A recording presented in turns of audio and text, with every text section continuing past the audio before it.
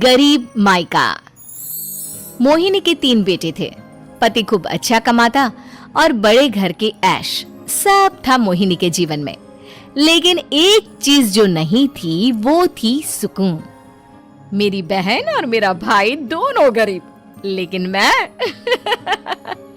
मेरे पास तो नोट की बरसात है। तभी मोहिनी की बहन वीना उसके दरवाजे आ जाती है। अरे मोहिनी, कैसी है? मेरे घर में ना सिलेंडर खत्म हो गया है। तेरे पास तो इतने पैसे हैं, भरवा देना मेरा सिलेंडर। पैसे जैसे ही आ जाएंगे मैं दे दूंगी। तभी मोहिनी का पति राकेश आ जाता है। क्या है वीना, ये अपने घर की परेशानी हम लोगों के घर ना गाया करो। तुम्हारी बहन को तुम लोगों पर तरस आ जाता है और वो पैसे देने लग जाती है।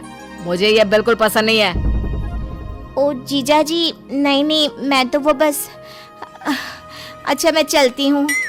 वीना वहां से चली जाती है। उसके जाने के बाद अच्छा किया जो आपने सुना दिया। अरे न जाने क्या सोचकर मेरे घर आ जाती है कि जैसे यहाँ तो भंडारा भरा है। अरे कितना तो दे दिया। अच्छा जी, जरा 1000 तो देना। वो विन्नी दीदी है ना, उनके घर जा रही हूँ। उनका पोता हुआ है तो मुंह दिखाई दे दूंगी। हाँ, उन लोगों के आगे तो शो ऑफ किया करो। वो खुद को बड़ा अमीर शो करते हैं ना, दिखा दे कि तू भी किसी से कम नहीं है। हाँ जी, इसी के लिए तो जा रही हूँ। मोहिनी तैयार होकर अपनी बुआ की बेटी के घर जाती है, जहाँ उसके पोते का कार्यक्रम चल रहा होता है। वहाँ वीना भी आई होती है। अरे वीना, क्या जरूरत थी यहाँ आने की? तेरे घर पर गैस नहीं है तो वो भरा लेती। क्या करूं मोहिनी, बुआ को बुरा लग जाता नहीं जाती तो। वैसे मेरे पास एक जोड़ा बच्चे का कपड़ा रखा था, वही अपनी चांदी के पायल के साथ देने जा रही हूँ। घर पर गैस थी नहीं, सोचा परिवार यहीं खाना खा लेगा, बाकी सुबह का सुबह देखा जाएगा। मोहिनी को बहन पर दया आ जाती है। वो पर्स से 1000 रुपए निकाल कर दे देती है। ले वीना, लेकिन पैसे वापस कर देना, तेरे जीजाजी हिसाब लेते हैं। मोहिनी भी क्या करती, गरीबी में बहन का सहारा ही उसके जीवन जीने का आधार था।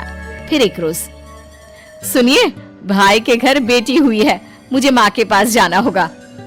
अरे उस घर में ना कूलर है ना एसी, कैसे रहोगी तुम? हाँ, वही सोच रही हूँ कि अकेली जाऊं, बच्चों को साथ ना ले जाऊं। चले जाओ, लेकिन ये जो तुम अपने गरीब परिवार से मिलने चली जाती हो ना, मुझे बिल्कुल अच्छा नहीं लगता। पता नहीं मैं भी कैसे मैनेज करती हूँ, लेकिन क्या करूँ। मोहिनी भाई भाभी के घर आती है। मोहिनी, कैसे आना हुआ? तू यहाँ हम लोगों के घर रह लेगी या फिर किसी होटल में रहेगी? क्या हो गया है माँ, मोहिनी को क्यों ऐसे बोल रहे हैं आप? अरे तू नहीं जानती अपनी ननद को, पैसे वाली है ना, तो ऐड कुछ ज्यादा ही है। मोहिनी को माँ की बात का बुरा नहीं लगता है, क्योंकि उसे पता ही नहीं चलता कि माँ उसे जली कटी सुना रही है। वो भाभी की बच्ची के साथ लेन देन करती है और वहाँ से चली जाती है। उसके जाने के बाद, माँ, क्यों आप मोहिनी को इतनी सारी बातें सुनाती हो?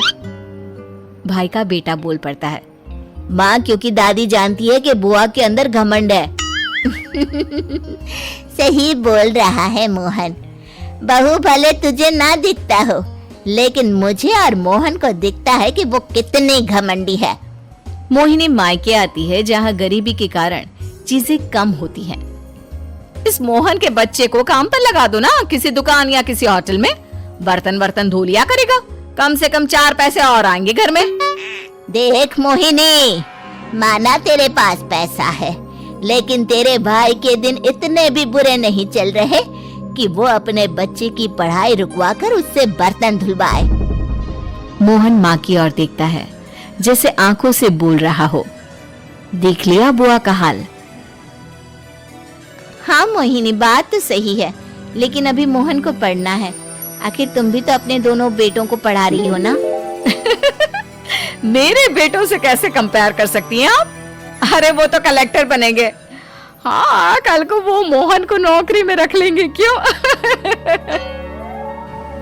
मोहिनी कुछ दिन और रहकर चली जाती है। धीरे धीरे दिन बीतता है। मोहन बड़ा होता है और कड़ी मेहनत से सफल भी हो जाता है।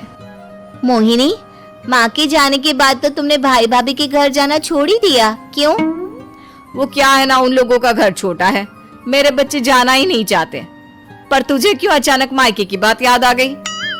यार मेरा तो मायका है, भाई भाभी है, मेरा तो आना जाना लगा ही रहता है।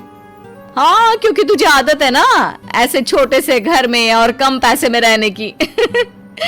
वैसे क्या खबर है आजकल मायके की अपने? अब वो घर छोटा और कम पैसे का नहीं रहा, क्योंकि मोहन तो बहुत बड़ा आदमी बन गया है। फिर क्या? मोहिनी भाभी को फोन करती है।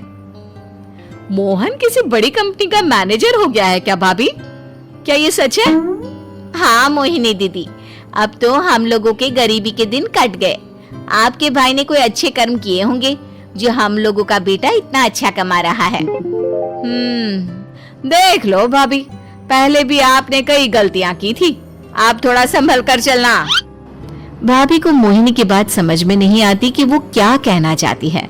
फिर एक दिन वीना मोहिनी से कहती है, मोहिनी, हमारा भतीजा मोहन अच्छा कमा रहा है, क्यों ना मैं अपने बेटे की नौकरी के लिए उससे बात करूं।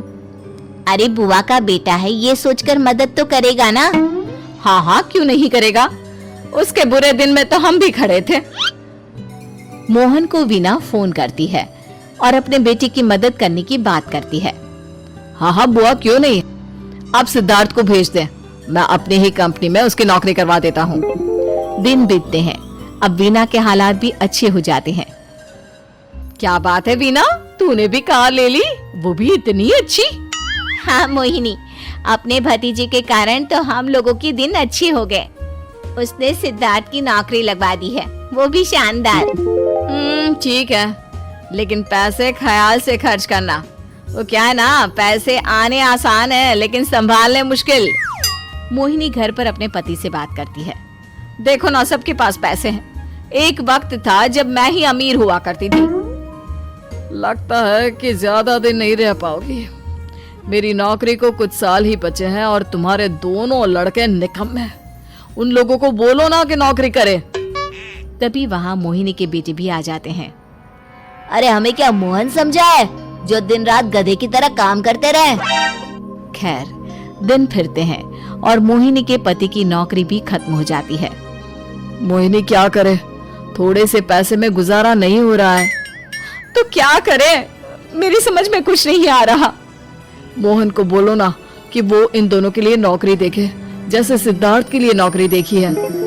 मोहिनी क्या कहती, उसे अपने वो दिन याद आ जाते हैं जब उसने भाभी से मोहन को नौकर बनने की सलाह दी थी। क्या हो गया, क्या सोच रही हो मोहिनी? यही कि वक्त कभी भी किसी का भी पलट सकता है। ऊपर वाले से डर कर रहना चाहिए।